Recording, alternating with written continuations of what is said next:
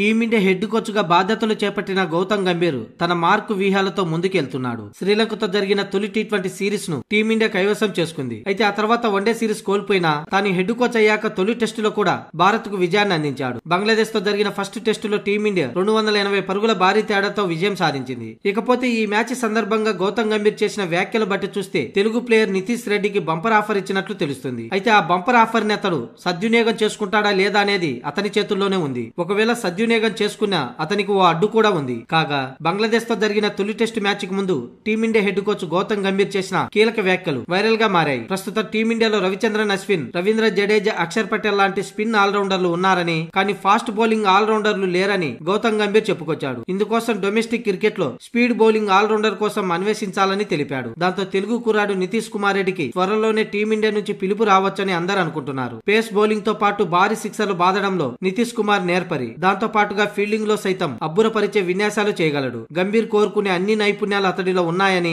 కానీ అతడు టీమిండియాలోకి రావడం కొంచెం కష్టమనే చెప్పాలి. ప్రస్తుతం టీమిండియాలో పేస్ ఆల్రౌండర్ గా హార్దిక్ పాండ్యా ఉన్నాడు. అయితే ప్రస్తుతం అతడు రెడ్ బాల్ తో కఠోర సాధన చేస్తూ టెస్టు జట్టులోకి రావాలని భావిస్తున్నాడు. ఈ విషయమే నితీష్ రెడ్డికి పాండ్యా అడ్డుగా ఉన్నాడు. ఒకవేళ గంభీర్ మరో వ్యూహంతో ముందుకు వెళ్తే, అంటే నితీష్ కుమార్ రెడ్డి బంగ్లాదేశ్ తో జరిగే టీ20 సిరీస్ కు ఎంపికైతే అతన్ని తప్పకుండా ప్లేయింగ్ ఎలెవెన్ లోకి తీసుకునే అవకాశం ఉంది. అటు బ్యాటింగ్ ఇటు బౌలింగ్ తో అతన్ని పరీక్షించి భవిష్యత్తుపై నిర్ణయం తీసుకునే అవకాశం కూడా ఉంది. మొత్తానికి గంభీర్ తన అన్ని ఫార్మాట్లలో పేస్ ఆల్రౌండర్ అన్వేషణకు మరికొద్ది రోజుల్లోనైనా తెరపడే అవకాశం ఉంది.